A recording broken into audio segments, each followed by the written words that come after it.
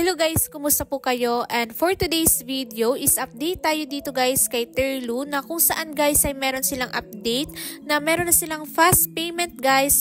And then kapag fast payment method yung gagamitin natin guys ay meron pa tayong makukuhang 10% na extra rate. So napakaganda guys yung kanilang update dito sa kanilang platform guys, no? So sa hindi pa nakakalam guys dito kay Terlu, so itong si Terlu guys ay pwede tayong kumita dito ng pera na wala tayong gagawin. Hindi natin kailangan pa maglaro or mag-invite para kumita tayo dito. So dito guys para kumita tayo kay Terlu, yung gagawin lang natin dito guys is mag-buy and sell lang tayo dito ng crypto. And then yung pwede nga lang natin i-sell dito ng crypto guys is Litecoin and Bitcoin. So itong si Terlu guys ay isa siyang exchange platform na kung saan is kapag nag-trade or mag-exchange tayo dito ng crypto like Bitcoin or Litecoin ay mas malaki yung kanilang exchange rate dito. So dito nga guys makikita na natin yung kanilang exchange rate ng LTC nila guys na $93.77 and then yung market rate ngayon as of now ni LTC guys ay $83.73. Ibig sabihin guys na malaki talaga yung kanilang exchange rate dito kapag dito tayo nag-trade or nag-exchange ng crypto dito kay Terlu. So dito guys meron silang how it works at step by step guys kung paano kumita or mag-trade dito kay Terlu. Pero i-share ko sa inyo guys yung step by step kung paano tayo kumita dito kay Terlu. So if gusto nyo ditong mag-register guys dito kay Terlu, ay i-click nyo lang tong register now. And then mag-register lang tayo dito guys through email address. And then enter nyo lang yung password nyo, repeat password. And then dito guys kay Terlu ay meron silang VIP account na kapag ito yung gagamitin natin guys ay mas malaki yung ating magiging profit dito. And then mas mabilis natin ma-receive yung payment or yung profit natin dito kay Terlu. So kapag gusto natin gamitin guys itong kanilang VIP account, so hindi na natin kailangan pang mag-register. So mag-login lang tayo guys. And then yung email address nila guys ay terluexchanger@gmail.com. And then yung password guys ay @terluph. Pero if gusto nyo itong gamitin guys yung kanilang Terlu Exchanger Group guys ay ilalagay ko na lang sa comment section or description box yung kanilang email address and then yung password. And then yung nakakaganda guys dito sa Terlu Exchanger Group ay meron silang Facebook group guys, no, na pwede kayong mag-join dito guys. Kasi dito guys malalaman natin yung mga update about ni Terlu and then always active yung kanilang admin dito guys. So if meron kayong problema sa inyong account or sa payment ni Terlu guys, so pwede natin i-chat yung kanilang admin dito. And then for example guys, meron din kayong problema sa inyong PayPal account, so pwede natin i-chat yung admin nila guys, no, para matulungan tayo guys kung paano natin maayos yung ating PayPal account. So kapag naka-login na tayo guys sa Terlu Exchanger account, so makikita na natin dito yung dashboard guys. So makikita natin yung ating personal rate dito. So yung personal rate nila ngayon guys ay 12.7%.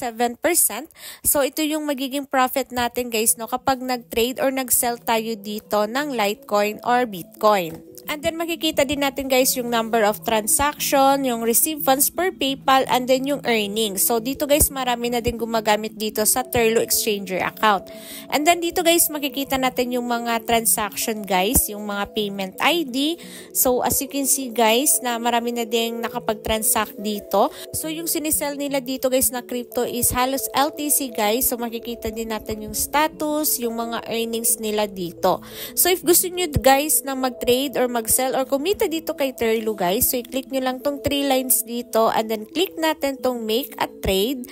So dito guys yung pwede lang natin i-sell na crypto or i-trade ay Litecoin or Bitcoin. Pero suggest ko sa inyo guys na Litecoin yung isi-sell nyo dito kasi mababa lang yung transaction fee ni Litecoin. So dito nga guys ay meron silang update sa kanilang payment guys. So meron na sila ditong fast payment method guys na kung saan is kapag nag-trade or nag-sell tayo dito guys ay mas mabilis natin ma-receive yung payment ni Terlu.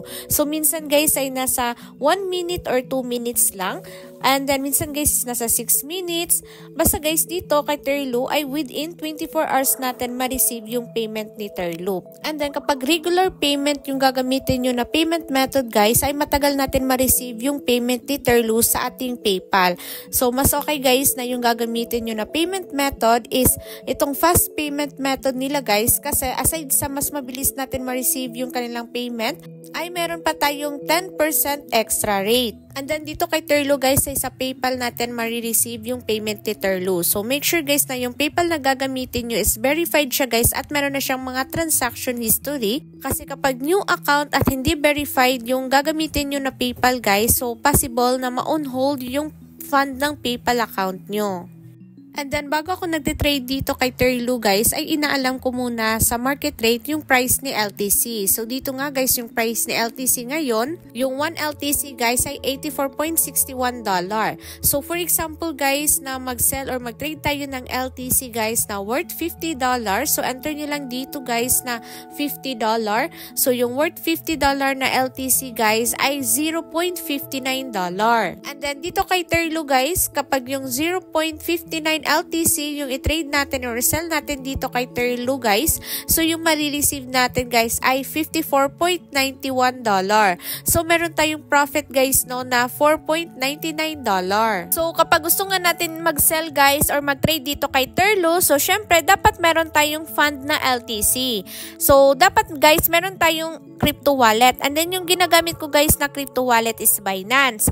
And then for example guys is wala ka pang LTC, so bibili muna tayo guys no ng LTC dito sa Binance. So i-click lang natin tong P2P guys. So ito yung mga seller guys na nagbebenta ng USDT. So hanap ka na lang ng seller dito guys no na mababa lang yung minimum na kung saan is pwede kang makabay dito guys ng worth 3,000 na USDT or 1,000 na USDT. So for example guys is nakabay ka na ng USDT, yung USDT mo guys ay i-convert mo na siya into LTC. So for example guys ito yung USDT. So i-click lang natin tong convert guys and then dito sa from, so change lang natin guys no USDT and then since LTC yung isi-sell natin kay Terlo guys, so dito sa 2, so change natin to siya guys into LTC or Litecoin. So ganito dapat guys no from USDT to LTC. And then kapag naka-LTC na yung fund mo dito guys, so mag-withdraw na tayo. So i-click lang natin tong withdraw and then dito sa search bar guys, search lang natin LTC or Litecoin and then dito click send via crypto network and then dito na tayo sa address. So balik muna tayo guys sa ating Terlo. So dito guys sa UPay, so for example guys na 0.59 na LTC yung iti-trade or sell natin guys dito kay Terlo. So enter lang natin and then enter natin dito guys yung ating PayPal email.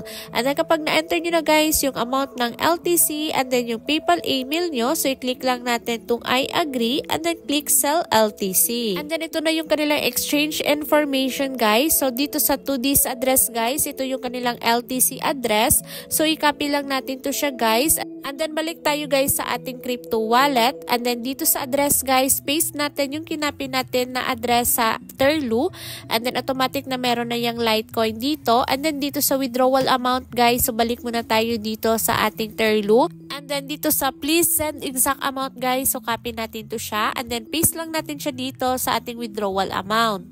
And then as you can see guys na yung withdrawal amount natin dito ay nasa worth $49.59.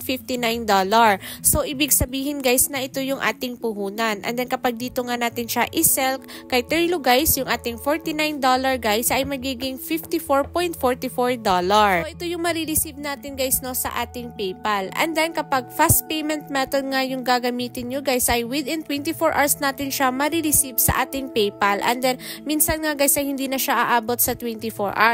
Minsan nasa 5 minutes lang, 2 minutes, and then 24 hours na daw yung pinakamatagal na payment guys. And then itong payment ID guys, i-copy lang natin to siya kasi kapag nag-follow up tayo guys sa ating transaction ay ito lang yung ibibigay natin. And then makikita naman natin guys dito sa dashboard yung transaction natin. So hanapin nyo lang guys no, yung payment ID nyo dito, so makikita na natin dito yung ating payment status. And then kapag meron kayong mga katanungan guys, meron naman sila ditong frequently asked question guys, so pwede kayong mag-check dito guys no. And then if meron kayong problema sa inyong account, sa transaction or payment guys, so pwede nyo i-chat yung kanilang customer support dito. So enter lang nyo guys no, yung name nyo dito guys, yung email, and then yung concern nyo. And then kapag Terlo Exchanger account yung gagamitin nyo guys, so pwede kayong magtanong dito sa kanilang admin guys. dahil active naman yung kanilang admin dito. So, yun lang guys, yan lang yung marireview ko dito sa Terlo Exchanger account. And then, dahil meron nga to siyang puhunan guys, so bago kayo mag-try sa mga ganitong platform, always do your own research and invest what you can afford to lose. So, that's all guys. Thank you so much for watching my video. God bless!